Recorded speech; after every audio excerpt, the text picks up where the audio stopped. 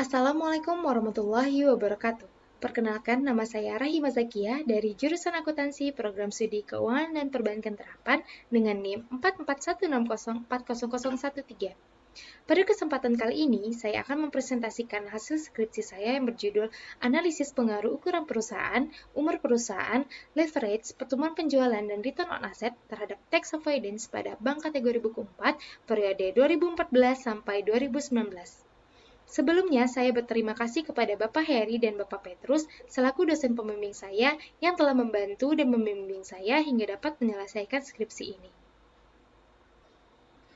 Latar belakang dari penelitian ini adalah pajak merupakan sumber pendapatan negara yang paling besar yang digunakan sebagai pendanaan terbesar untuk menunjang peningkatan pertumbuhan ekonomi negara.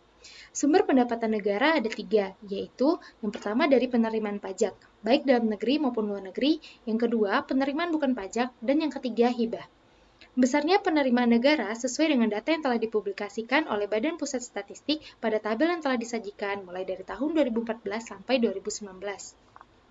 Dari tabel tersebut dapat diketahui bahwa pada tahun 2017 dan 2018, kontribusi penerimaan pajak mengalami penurunan dari tahun sebelumnya menjadi 80,63% dan 78,14%. Dan pada tahun 2019, kontribusi penerimaan pajak kembali meningkat menjadi 80,91%. Pajak yang telah dipungut dan diterima tersebut digunakan untuk pembiayaan negara dan pembangunan nasional. Tetapi, pajak yang merupakan sumber penerimaan negara adalah suatu beban bagi perusahaan yang akan mengurangi laba bersih atau pendapatan bersih yang dihasilkan oleh perusahaan tersebut. Perusahaan akan mencari cara agar dapat meminimalisasi pembayaran pajak dengan tujuan menghindari pajak.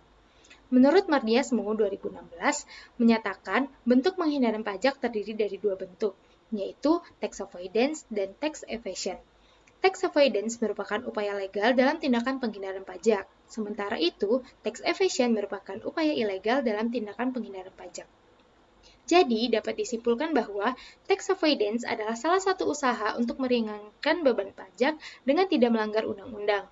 Namun, hal ini tetap tidak diinginkan oleh pemerintah, karena penerimaan negara yang salah satunya bersumber dari pajak akan berkurang.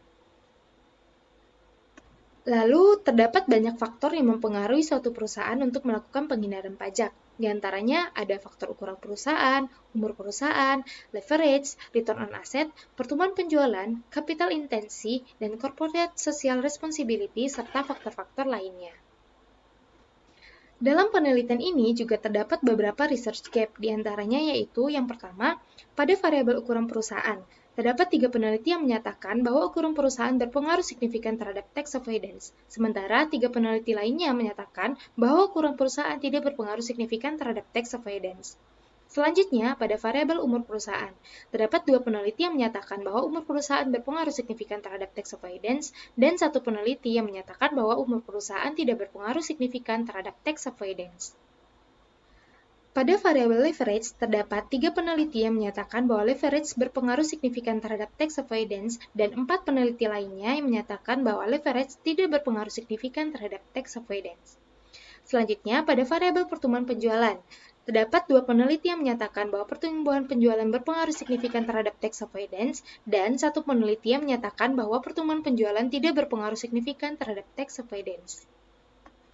Terakhir, pada variabel return on asset, terdapat 3 peneliti yang menyatakan bahwa return on asset berpengaruh signifikan terhadap tax avoidance, dan 3 peneliti lainnya menyatakan bahwa return on asset tidak berpengaruh signifikan terhadap tax avoidance. Jadi, berdasarkan fenomena dan perbedaan hasil penelitian yang ada, membuat saya ingin meneliti kembali faktor-faktor yang mempengaruhi perusahaan dalam pengambilan tindakan tax avoidance dengan menggunakan variabel ukuran perusahaan, umur perusahaan, leverage, pertumbuhan penjualan, dan return on asset pada bank kategori buku 4 pada periode 2014 sampai 2019. Selanjutnya, tujuan dari penelitian ini adalah yang pertama, untuk menganalisis pengaruh ukuran perusahaan terhadap tax avoidance pada bank kategori buku 4 periode 2014 sampai 2019. Yang kedua, untuk menganalisis pengaruh umur perusahaan terhadap tax avoidance pada bank kategori buku 4 periode 2014 sampai 2019. Yang ketiga, untuk menganalisis pengaruh leverage terhadap tax avoidance pada bank kategori buku 4 periode 2014 sampai 2019. Yang keempat, untuk menganalisis pengaruh pertumbuhan penjualan terhadap tax avoidance pada bank kategori buku 4 periode 2014 sampai 2019. Yang kelima, untuk menganalisis pengaruh return on asset terhadap tax avoidance pada bank kategori buku 4 periode 2014 sampai 2019. Dan yang keenam, untuk menganalisis pengaruh ukuran perusahaan, umur perusahaan, leverage, pertumbuhan penjualan dan return on asset secara bersama-sama terhadap tax avoidance pada bank kategori buku 4 periode 2014 sampai 2019. Berdasarkan permasalahan penelitian yang telah dipaparkan, maka diperoleh kerangka pemikiran sebagai berikut, di mana hipotesis pertama, ukuran perusahaan secara parsial berpengaruh signifikan terhadap tax avoidance. Hipotesis kedua, umur perusahaan secara parsial berpengaruh signifikan terhadap tax avoidance. Hipotesis ketiga, leverage secara parsial berpengaruh signifikan terhadap tax avoidance. Hipotesis keempat, pertumbuhan penjualan secara parsial berpengaruh signifikan terhadap tax avoidance. Hipotesis kelima, return on asset secara parsial berpengaruh signifikan terhadap tax avoidance. Dan hipotesis keenam, ukuran perusahaan, umur perusahaan, leverage, pertumbuhan penjualan, return on asset secara simultan berpengaruh signifikan terhadap tax avoidance. Selanjutnya, metodologi penelitian. Jenis penelitian ini menggunakan penelitian asosiatif yang bertujuan untuk mengetahui hubungan antara dua variabel atau lebih. Pendekatan yang digunakan adalah pendekatan kuantitatif yang bertujuan untuk menghubungkan keterkaitan antara variabel penelitian. Selanjutnya, objek penelitian ini adalah variabel ukuran perusahaan, umur perusahaan, leverage, pertumbuhan penjualan, dan return on asset, serta tax avoidance pada bank kategori buku 4 periode 2014 sampai 2019. Lalu, jenis data yang digunakan adalah data sekunder berupa laporan keuangan tahunan masing-masing bank buku 4 yang bersumber dari otoritas jasa keuangan dan website masing-masing bank. Metode pengambilan sampel dalam penelitian ini yaitu teknik non-probability sampling dengan menggunakan metode purposive sampling yang sesuai dengan pertimbangan dan kriteria yang telah ditetapkan. Berdasarkan hal tersebut, sampel yang digunakan dalam penelitian ini adalah 5 bank yang termasuk kategori bank buku 4, diantaranya yaitu Bank BRI, Bank Mandiri, Bank BCA, Bank BNI, dan Bank CIMB Niaga. Selanjutnya, metode pengumpulan data yang digunakan adalah yang pertama, studi dokumentasi, dengan melakukan pencatatan sistematis terhadap data yang dibutuhkan dalam penelitian berupa data ukuran perusahaan, umur perusahaan, leverage, pertumbuhan penjualan, return on asset, dan tax avoidance. Yang kedua, studi kepustakaan, yaitu dengan membaca literatur, jurnal, buku, dan artikel ilmiah lainnya yang mendukung penelitian ini. Selanjutnya, metode analisis data yang digunakan adalah metode regresi data panel dengan menggunakan software pengolahan data EView 9. Selanjutnya adalah hasil dari penelitian. Yang pertama, analisis statistik deskriptif. Analisis statistik deskriptif memberikan gambaran atau deskripsi suatu data agar data yang disajikan menjadi mudah dipahami dan informatif bagi orang yang membacanya. Statistik deskriptif menjelaskan berbagai karakteristik data, seperti nilai rata-rata atau mean, standar deviasi, varian, nilai maksimum dan nilai minimum, seperti yang telah tersedia pada tabel berikut. Selanjutnya, penentuan model regresi. Pada analisis regresi data panel, terdapat 3 jenis pendekatan dalam membuat model regresi data, yaitu yang pertama Common Effect Model atau CEM, yang kedua Fixed Effect Model atau FEM, yang ketiga Random Effect Model atau REM. Namun, dalam penelitian ini, model REM tidak dapat diestimasikan karena tidak memenuhi syarat untuk model Random Effect Model, di mana jumlah N sampel harus lebih besar dari jumlah N variabel penelitian. Dalam penelitian ini, jumlah N sampel hanya sebanyak 5 bank, sementara jumlah variabel keseluruhan adalah 6. Dikarenakan jumlah N sampel kecil dari jumlah variabel, maka model REM tidak dapat diestimasikan dalam penelitian ini. Setelah melakukan penentuan model regresi, maka dari model tersebut akan dilakukan pemilihan model estimasi dengan menggunakan 3 uji, yaitu yang pertama uji Chow, untuk memilih model mana yang lebih baik dalam pengujian data panel, Common Effect Model, atau Fixed Effect Model. Yang kedua, uji Hausman, untuk memilih apakah Fixed Effect Model lebih baik dari Random Effect Model. Yang ketiga, uji Lagrange Multiplier, yaitu untuk mengetahui apakah Random Effect Model lebih baik dari Common Effect Model.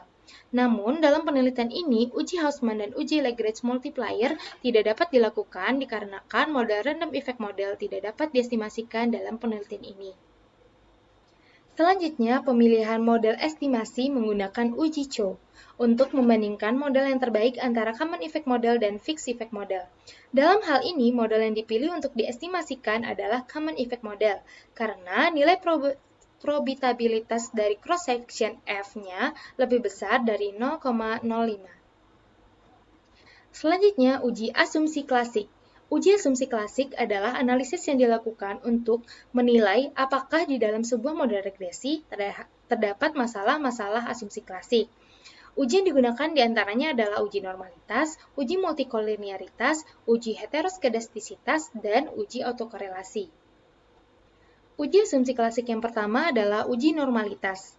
Terlihat dari hasil uji normalitas bahwa nilai probabilitas dari Jar-Coebera lebih besar dari 0,05, yang artinya data pada penelitian ini berdistribusi normal. Selanjutnya, uji multikolinearitas. Berdasarkan hasil uji ini, dapat diketahui bahwa tidak terdapat masalah multikolinearitas, dikarenakan nilai VIF pada center VIF masing-masing variabel kurang dari 10. Selanjutnya, uji heteroskedastisitas. Berdasarkan hasil uji ini menggunakan uji White, diperoleh hasil probabilitas chi-square yang lebih besar dari 0,05, yang artinya data penelitian ini tidak mengalami masalah heteroskedastisitas. Terakhir, uji autokorelasi. Berdasarkan tabel uji autokorelasi yang telah dipaparkan, dapat diketahui bahwa nilai Durbin-Watson terletak pada daerah DU hingga 4 kurang DU, yang berarti data penelitian ini tidak terjangkit masalah autokorelasi. Selanjutnya, analisis regresi data panel. Berdasarkan pengujian pemilihan model regresi data panel yang telah dilakukan, common effect model terpilih pada pengujian terakhir saat melakukan uji Chow. Dengan demikian, common effect model merupakan model yang paling tepat untuk mengestimasi regresi data panel. Berdasarkan hasil pada tabel yang telah dipaparkan, maka diperoleh persamaan regresi data panel sebagai berikut. Di mana Y sama dengan positif 0,273220, negatif 0,001615X1, positif 0,000129X2, positif 0,010609X3, positif 0,204093X4, negatif 0,032870X5. Berdasarkan persamaan regresi tersebut, dapat diketahui bahwa yang pertama, nilai koefisien konstanta pada persamaan regresi sebesar 0,273220, yang artinya jika X1, X2, X3, X4, dan X5 adalah 0, maka besarnya nilai Y adalah sebesar 0,273220. Selanjutnya, variabel ukuran perusahaan X1 memiliki koefisien negatif sebesar 0,001615, yang artinya setiap peningkatan nilai X1 sebesar 1 satuan, maka nilai Y akan mengalami penurunan sebesar 0,001615 satuan, dengan asumsi variabel lainnya dianggap konstan, sehingga nilai Y akan menjadi 0,2711605. Selanjutnya, variabel umur perusahaan X2 memiliki koefisien positif sebesar 0,000129. Artinya, setiap kenaikan nilai X2 sebesar 1 satuan, maka nilai Y akan mengalami kenaikan sebesar 0,000129 satuan, dengan asumsi variabel lainnya dianggap konstan, sehingga nilai Y akan menjadi 0,273349.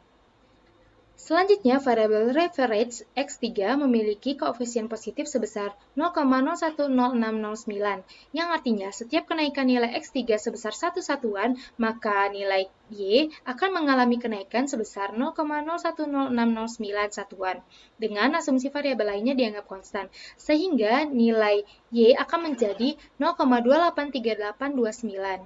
Selanjutnya, variabel pertumbuhan penjualan atau X4 memiliki koefisien positif sebesar 0,204093, yang artinya setiap kenaikan nilai X4 sebesar 1 satuan, maka Y akan mengalami kenaikan sebesar 0,204093 satuan, dengan asumsi variabel lainnya dianggap konstan, sehingga nilai Y akan menjadi 0,477313. Selanjutnya, variabel return on asset X5 memiliki koefisien negatif sebesar 0,032870, yang artinya setiap kenaikan nilai X5 sebesar satu satuan, maka nilai Y akan mengalami penurunan sebesar 0,032870 satuan, dengan asumsi variabel lainnya dianggap konstan, sehingga nilai Y akan menjadi 0,24035. Selanjutnya, uji hipotesis, uji T parsial. Digunakan untuk menguji pengaruh variabel independen secara parsial terhadap variabel dependen. Berdasarkan hasil uji T parsial, maka diperoleh yang pertama, untuk hipotesis pertama, diketahui nilai probabilitas lebih besar dibandingkan 0,05 dan nilai T hitung kecil dari nilai T tabel, maka H1 ditolak. Yang kedua, untuk hipotesis kedua, diketahui nilai probabilitasnya lebih besar dari 0,05 dan nilai T hitung kecil dari nilai T tabel, maka H2 ditolak. Yang ketiga, hipotesis ketiga, diketahui probabilitas lebih besar daripada 0,05 dan nilai T hitung kecil dari nilai T tabel, maka H3 ditolak. Yang keempat, untuk hipotesis keempat, diketahui nilai probabilitasnya lebih besar dari 0,05 dan nilai T hitung kecil dari nilai T tabel, maka H4 ditolak. Yang kelima, untuk hipotesis kelima, diketahui nilai probabilitasnya lebih kecil dari 0,05 dan nilai T hitung lebih besar dari nilai T tabel, maka H5 diterima.